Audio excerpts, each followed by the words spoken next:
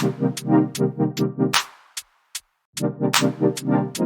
going on, everybody, and welcome to the Other Side of the Firewall podcast, where we talk about the latest and greatest in cybersecurity news, as well as we highlight those movers and shakers and glass ceiling breakers, those people of color who made it to the other side of the proverbial firewall. My name is Ryan Williams, and as always, I'm joined by Shannon Tynes.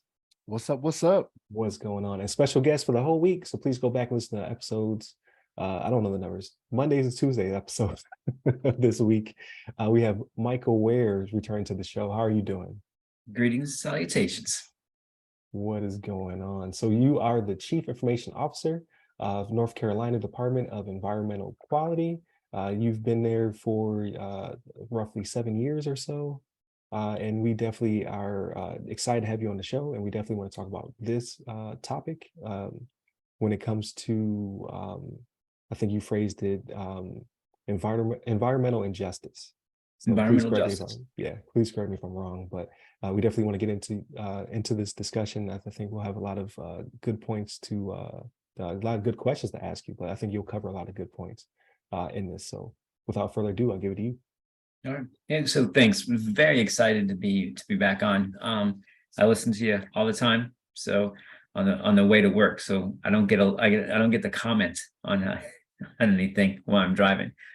So I've been with North Carolina, the state of North Carolina, since 2014. And then at 2 years in 2016, I was assigned as the CIO for the Department of Environmental Quality. And I mean, the Department of Environmental Quality, a lot of our job is to issue permits. And this is permitting how much pollution you put out into the environment. So we're giving you a license to pollute, but only a little bit. And if you go beyond that, then there's a consequence. So when I got to the agency, we had Secretary Michael Regan. He was the Secretary for Department of Environmental Quality. I'll say DEQ from here on out. In a fun fact, right now, when he left DEQ, he is now the head of the EPA for the United States. So he's the EPA administrator for the US. Okay. So one of the initiatives that he had, which I found fascinating, was environmental justice. I did not know what this was. So what this is you can imagine North Carolina. We'll do some visuals in your head and some vernacular. So we'll start with the vernacular. So a hog lagoon. That is a very nice term for where the urine and feces go from hogs. So hog lagoon. You have air, and then we have waste. And when we talk about waste, we're talking about animals, landfills, underground storage tank, which is basically your gas tanks underneath the convenience, the gas stations, dry cleaners, and then water, of course. So water, you have wastewater, storm water, which is the water that comes in and then goes down the drains, and then you have your drinking water. So those are some of the things. So what happens is, you have a town. So imagine Stardew Valley, right? You've got this nice little town, and a factory comes in and says, we're going to put some smoke, we're going to make some stuff, and we're going to pollute the air. And the air division will say, okay, you're good. You're only going to pollute so much, and it's within all the regulations. And they're like, great, thanks. Then a farmer will come in and say, we're going to put a hog farm here. And the waste section will say, you've met all the check boxes, you're fine. And then some other factory is going to be up the river, and they're going to put some chemicals in the water. And we look at that and they're like, okay, you're going to put these chemicals in, but it's all underneath the, what we're allowing. The water treatment plant downstream can handle all this stuff that you're putting in the water. So you're good. And then another farmer is going to say, hey, what's really good for this wheat field is manure. A great place to get that is this hog lagoon, and we just put it into the water, and they actually use that in the sprinkler, right, and put it out into the field. You can imagine that may not smell great. Now, each one of these activities met all the requirements, federal law, state law, and all the regulations. However, now Stardew Valley has all of these things in it.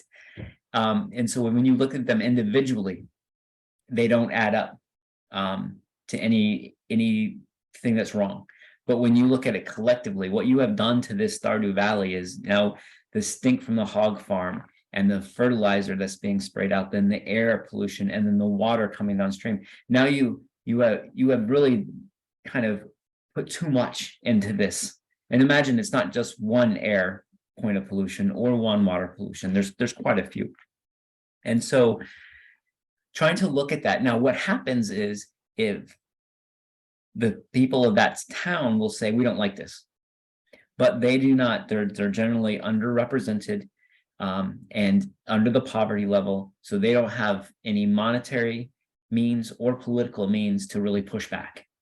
And so, so you'll just get a whole bunch of things. So what we do is we have a GIS team, and what we started to is trying to work with the divisions that put maps together. And I think one of the things that I saw that's not a public product, so I can't share this, but can you imagine state of North Carolina, and you have a map, and then you look at the map and you like, okay, all these areas in the dark brown areas, these are places that are under the poverty line. Then if you take, now North Carolina is one of the leading places in the US for hog farms, and you take a layer and put all the hog farms on top of that same map, they're all going to be in those areas that are in the poverty line. Gotcha. And so and that's just, it's just not, so that's environmental justice, is trying to prevent that, you know, those individual actions that collectively really hurt a town. And kind of legally it's not being focused at. So Secretary Regan actually pushed that, and it was surprising because I did not know or even think about this before. Now I'm IT, but still, but some of our businesses hadn't given it some thought before.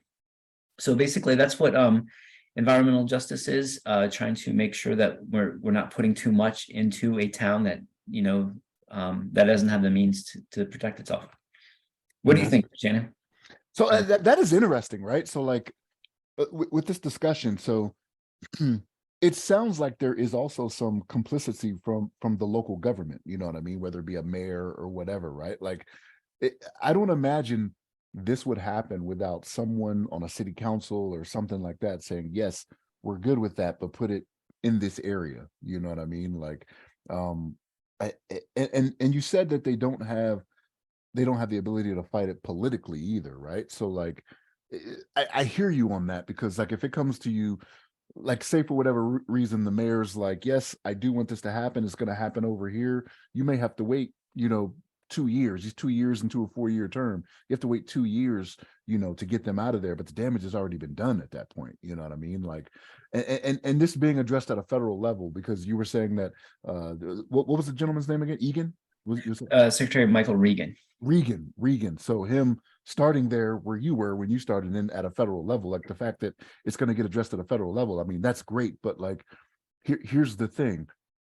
He's secretary and he's working for the EPA now, but administrations change, right? What's to say that if for whatever reason he's not there anymore, right?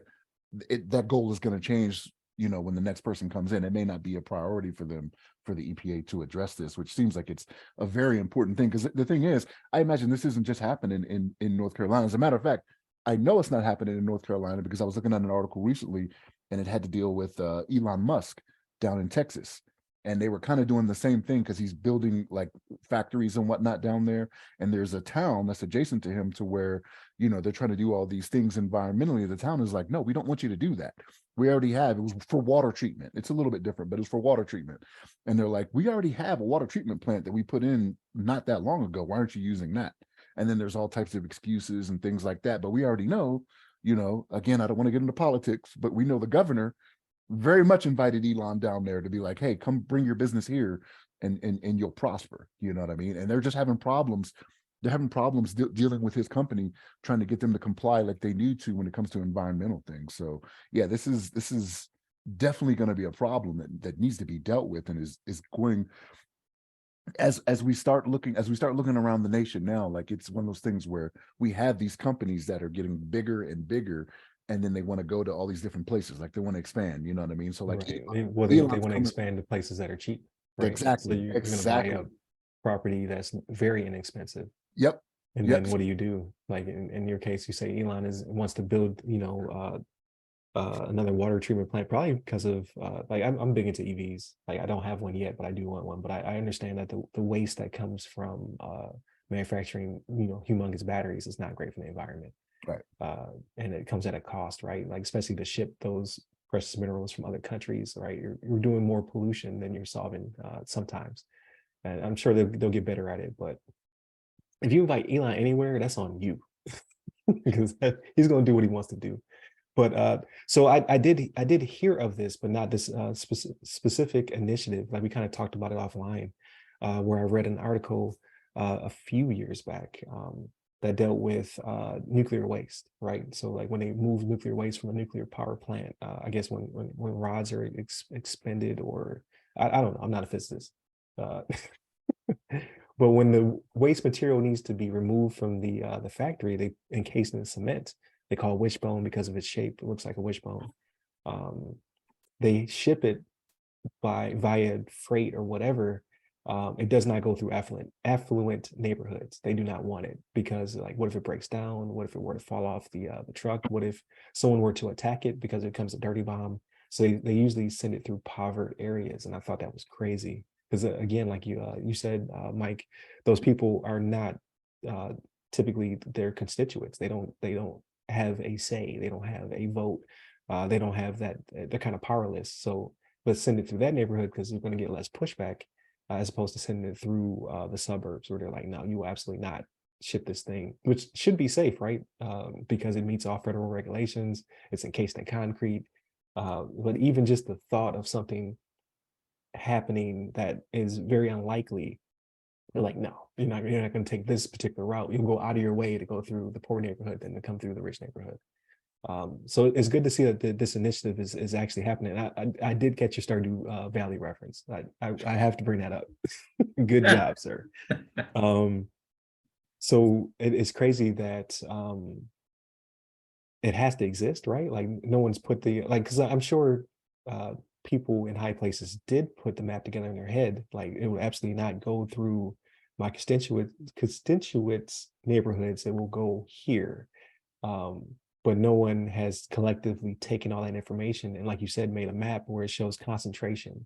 Like, okay, like everything is going here. Like it may be good. It may meet federal regulations. However, concentration, and not only that, but who wants to live? When I was in Mountain Home, who wants to live by the Simplot farm, right? Like, Right. like when the wind would shift, and you could smell the hog farm. You're like, I don't want to live here. I don't want to buy property here because it's like living next to a paper mill. No one wants that either. And typically those are not in suburbs, right? Like you're not going to build a paper mill around $1 million homes. That's not going to happen because it's going to take down the property value. And those people will complain. So that's great that you're actually able to do something about it. But like Shannon said, hopefully it continues. Like we talked about last episode with budget cuts, right? Hopefully those don't creep in, because nobody wants to live in an area that is concentrated with wastewater, things of that nature. So I'm glad someone is paying attention as opposed to everybody covering their eyes up. My question would be, has that allowed the stoppage of things being built, right? Like has anybody in your time there seen the concentration, like, okay, we want to put another like some sort of waste, like you said, you called it a hog lagoon, which it blows my mind how they make these names up to cover up things that people don't want. Has it ever worked in the favor of that area where it's like, no, you can't build another one of these? So I cannot answer that. Gotcha. Again, But it is being monitored. Yeah, I don't do the permitting, and Gotcha. and there's also very heavy political slant on this, but we do make sure that we support the tools, GIS tools. That's kind of my thing. But when we talk about environmental quality, this is one of the things. Again, I think I wanted to talk about this as a subject because I had not thought about it. Not that I think I'm super brilliant or anything, but it's amazing to me how I'm half a century old and I had not, this has never even crossed my mind. Now, I'm Right. not an environmentalist, but when I heard about it, I was like, oh, yeah, that seems like something we should look at. Right. Um, Yeah. so And I think that that is becoming more prevalent, right? I know I'm being optimistic and what have you, but I've seen lots of articles and documentaries where people are actually going through and trying to figure out what is going on in these areas, like where I grew up, right? So I'm from Buffalo, New York. I currently live in Florida, but where I grew up, we had to, like, I remember like really early as a child, walking with my grandmother to the bank, right? There was no banks in our area. This is something that you don't really think about. But like my area was nothing but, check cashing places, and there were no payday loans yet. I don't think that existed. But now if I go back home, that is the case. In the areas that weren't like, so the area is becoming gentrified, right? So I grew up in what's called the Kensington Langfield projects, Ken Lane projects in Buffalo. Is where I grew up for a decade of my life. There were no banks. There were no supermarkets. There were a lot of things in that area. Nowadays we have a name for it. We call it the food desert, right? Where you don't have access to produce and things of that nature. You just have a bunch of Dollar um, Trees, Dollar yeah, yeah, restaurant, like not even restaurant, like fast food places, check cashing places, liquor stores, things of that nature. Now we have titles for it, but back then it was just opportunity, right? Like they try, like some people try to phrase it like, well, they bring in business for the things that people want. But that's not always the case. Like you talk about the hog lagoons and things of that nature.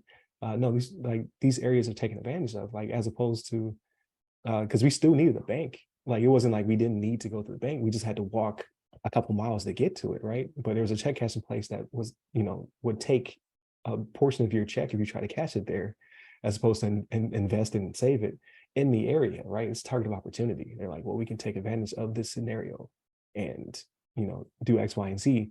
Now in the 2020s, like there's a spotlight on it, right? Like people are bringing it to people's attention. Like, how come there's no Whole Foods in these areas? Like you see maps that are inverse. You see all the Whole Foods, or you see all of the Trader Joe's or whatever else you want to call.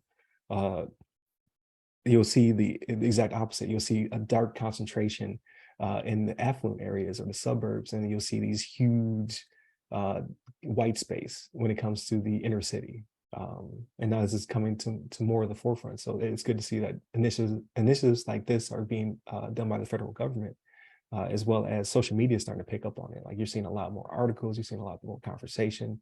And in some cases, I've seen where a few communities are bringing in local business, like they're creating small businesses that deal in produce, or they're bringing in smaller banks, right? It's not the big banks, but it's something that's able to thrive more in that community, because nobody wants to walk 2 miles to cash a check, right? That's not what you. Like now there's direct deposit, right? So technology's also helped, but back then I remember my mom getting her first debit card because they didn't exist before. You literally had to go all the way to a bank. There was no online banking. There were no debit cards. ATM machines were just now starting to come to fruition. Oh man, I'm old. If you wanted to go out on the weekend, you had to cash a check on Friday, Yeah, yeah, or you had no cash on the weekend. yeah. So it's good to see that people are paying attention, like to try to fix some of these scenarios. And technology is also advancing it, right? Like you said, you support the tools that make it happen, where they can map these things out and kind of figure out what is going on and what people are trying to get away with. Not necessarily because they're trying to be nefarious, but I need to build my hog farm, and then this is the only place they'll let me put it. So I don't care. Like I need to build my hog farm. Yeah, I I got to be careful talking about any kind of politics, but I don't think the hog farmers are malicious either. Right. It's just, Yeah. we have set up a system that this is one of the things that has happened, the consequences of all those actions. Right. The second and third order effects. Yeah, thank you. So yeah, I'm not trying to blame them. They're trying to make a living as well. But like you said, like the system is designed to, like, we're not going to put it over here where people live in, 500,000 to $1 million homes. We're going to put it down here, where people won't have the ability to shout as loudly. for having this thing set up. So no, I thank you for bringing it to our attention. I think it brings up a lot of interesting points, and as well as when you have a name for things, it helps you to identify it, right? Uh, I cannot quote it because I can't remember, but it's like an Orwellian quote where he was talking about language, right? We use less words than we ever used before. So like, 100 years ago, they used to use 10,000 more words. They're way more descriptive.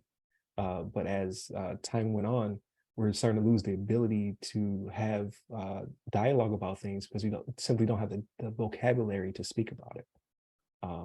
So it's good to see. Some people will say, people are getting too conscious about things, or people are driving the point home too much, or they're complaining too much, yada yada yada. But if you don't have a name for something, so now we have food deserts, we have pollution and justice, like we have titles and names for things so that we can describe them, and you can express to someone that this is not right. So I think it's a great initiative. And just on the off chance that the current Secretary Elizabeth Beiser watches or listens to this, I do want to say when Secretary Regan went up to the NPA, she hit it just as hard, if not harder, to continue to support environmental justice. So the changes in the leadership at DEQ are still committed to this effort. Now, what happens at the governor level and higher, that is what it is. Right. People need to go out and vote, right? Like we always talk about that as well, like not on this show, but just in general, like more people vote for American Idol than they vote for their local government, which blows my mind, right? I shy away from politics. Like this upcoming year is gonna be rough. Like TV will be nothing but politics, but you have to pay attention. Like if you're not paying attention, then you can't make any type of change. So it is what it is. But I appreciate you thinking that somebody's going to listen to the show. of such a threat. I always joke like we have like 5 listeners, you being one of them, right? But we do have a few more than 5. But yeah, thank you for definitely coming on the show. We appreciate your employer for allowing you to come on and speak to us about such matters and initiatives. Actually, we can squeeze one more in if you have the time. I know you wanted to potentially talk about bringing broadband. I can't speak. Bringing broadband to rural areas. So we can talk about that for a couple minutes as well. Okay, so I'm the CIO for Department of Environmental Quality. So I do all the IT for that agency. That I am assigned, or I'm employed by the Department of Information Technology. And one of the things that they're working on, just to highlight what we're doing in North Carolina, is we have a broadband office. So as you are very well aware, COVID showed us a lot of things on a number of different levels. But one of the things was remote work. Yay, good for the most part, right? Unless you're in a rural area that didn't have any, high-speed internet access. So we know during COVID, we had remote work and we had remote school. And unfortunately, in North Carolina, there's a lot of areas where those kids could not. They had to go to a library, go outside of Starbucks, go to a McDonald's to connect. And then what we found was in some areas, people couldn't afford a device. Where I know some money got pumped into schools to give out like Chromebooks. I know in North Carolina, Chromebooks was a big thing. But so there were a lot of gaps. So we got some of this stuff figured out, but now we realize that there's this huge gap. So there's the broadband initiative, and that was taken off, but with ARPA, American Rescue Plan Act, that provided at least North Carolina $1.3 billion, $1 billion, excuse me, to support infrastructure and grants for broadband. And so our broadband office has really been taken off on that one. Is not only is it for the infrastructure to provide it, but also for helping people with devices, paying their monthly connection, and also a literacy program, which is $50 billion or 50 million with an M, 50 million for digital literacy. And now I've not seen any of those plans. I'm not deep into the details of that, but that is for some of the older generation who, I mean, who are getting, social engineered and scammed, right? That is a big deal. And then also basically like, this is a computer, this is the internet, this is how you connect, and then you can get online. So I'm very happy with how that's going. We taking advantage of a lot of the money that the federal government gave. And I sat on quite a few of these things, and it's very hard. Like, you can throw money at it, but you need a community. So we need the private sector to come together. And so it's not just grants, but trying to give grants and opportunities for the private sector to say, I'm not going to build infrastructure in this area. There's no money in it for me. So how can, we give you some money to subsidize some of that. Taking to, I think it's 150, if you're 150% above the poverty level. Sorry, I should have got that straight earlier. And targeted groups can get grants for either subsidizing or completely paying for their internet connection, or at least and then dropping it down to $30 per month. There's a whole list of groups, veterans, elderly, people in poverty. So there's a whole lot of things going on there to try to improve that gap.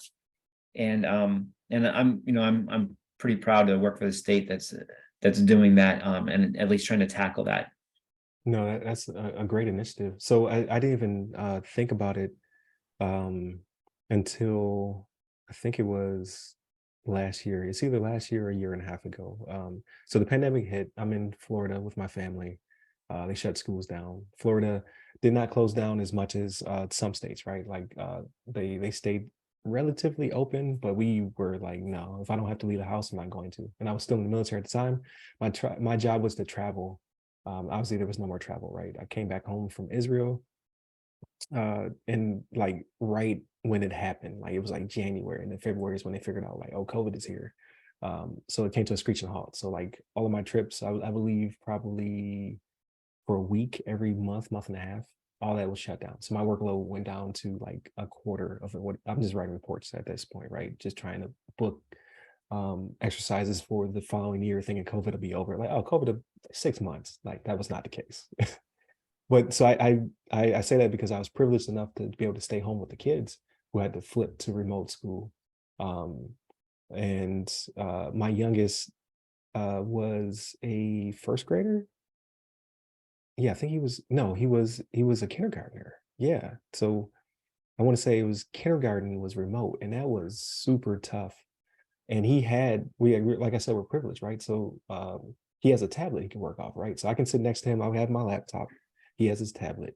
Our internet's like 400 by 400. So plenty of speed, no issues. I cannot imagine not having access and having to, because what I learned was I don't have the patience to teach children.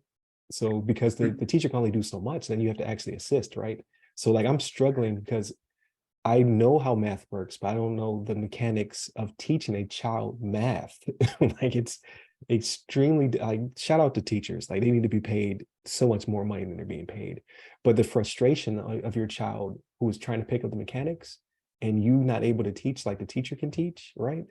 I can only see how that can be exasperated by not having access to even do it from your home, right? I need to go, like you said, to a Starbucks or to a library, like so that like you said, COVID taught us a lot. Like that's definitely something that needs to be pushed, because I can't imagine that being a good experience for children.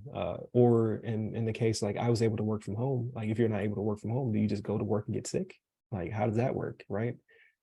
Because you don't have broadband in your home. I can't even remember not having broadband. I would have to go all the way back to my first duty station, Mount Homer Air Force Base in Idaho. They had ADSL. It is so slow comparatively, right? Like now, like I said, like we got Wi-Fi in the house. I can't imagine not having that in my home readily available for an affordable price. So that's a huge initiative. And that would probably open up opportunities, like not only for school, but also, like you said, for remote work. Like you have people who will be able to do it from home. I don't want to take everything. I'll give it to Shannon. No. You were going down a good path, and a path that I was going to venture into as well. Like, so for the school thing, like, yes, that was something that affected a lot of children, just didn't have the resources like you were talking about, Mike. You know what I mean? But also for people, not just to remote work, but to even seek out job opportunities. Because now, how do you do it? You don't go to an unemployment office, walk into an unemployment office and do paper. You do it all online, right? And when it comes to rural areas, these are areas that have lost whatever may have been their livelihood, whether it be coal mines or something that was more along the lines that we are not seeing as much of in America. You know what I mean? So there has been a push, from the current administration. Again, I've said this every episode now, I don't want to get into politics, but to push new skills in these different rural areas that are suffered from losing, whatever they may have been doing, mining of any type of minerals or coal or whatever, for them to get kind of into the 21st century. So in order to do that, you have to provide them with broadband so they're able to do that. So they are able to, whether it be work remotely or to even apply for those jobs, or to be in a situation where you can attract these big companies that are like, I don't want to go there. There's nothing there. It's a town of 5,000 people. Well, I don't want to invest there. You know what I mean? But if you start bringing broadband in, there's more that they can do for those big corporations to make it worth their time, Yeah, definitely. Just when it comes to training, interviews, like people don't interview in real life anymore, right? They do, but I'm just saying, like, for the most part, a lot of your interviews are conducted online. So to say that, hey, I don't have it, like, does that hurt you in the interview process? And then I was actually like, to call back something I talked about way back at the beginning of the show, online banking and investing, right?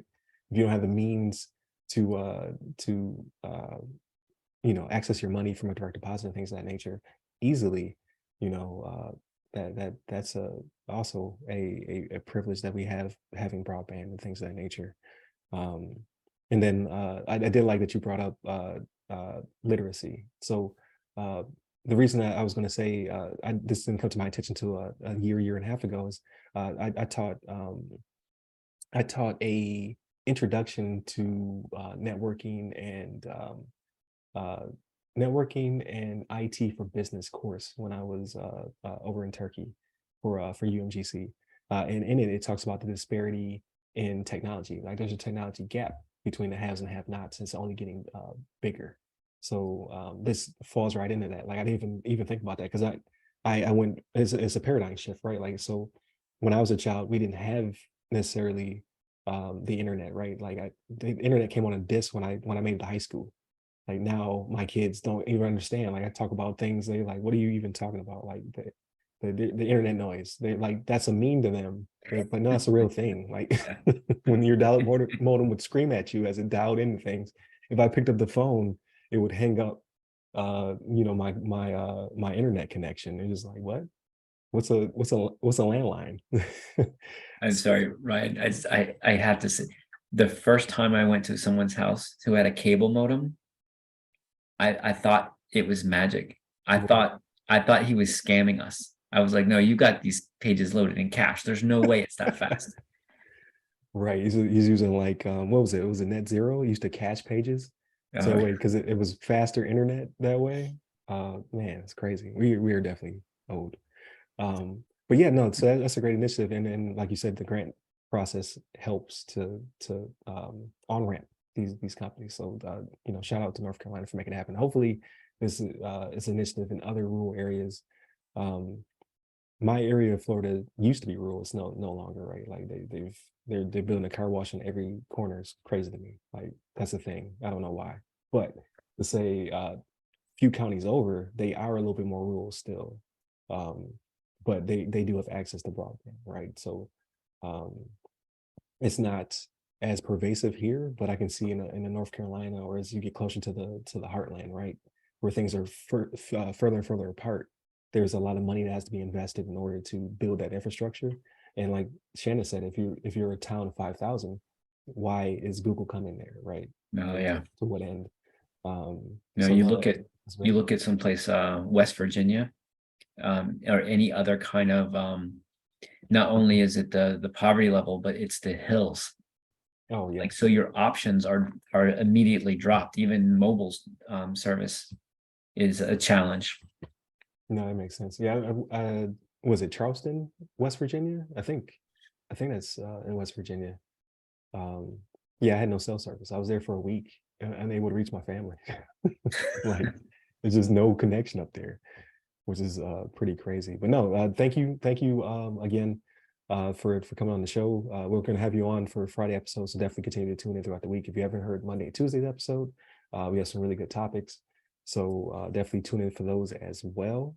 Hit up the show by our podcast name. So you Google us, you'll find the show. We're on every podcast platform you could think of. So if you listen, if there's a place that you listen, we're there. You can hit up Mike Ware at I'm gonna try to get this right this time. Mike Ware 45 on Twitter. Right. Nailed it. There it is. See, it only took 3 episodes to get there. You can hit me up personally. I'm at RY Security Guy. That's RYRY Security Guy. You can find me on LinkedIn, Clubhouse, and Twitter. Stay safe, stay secure.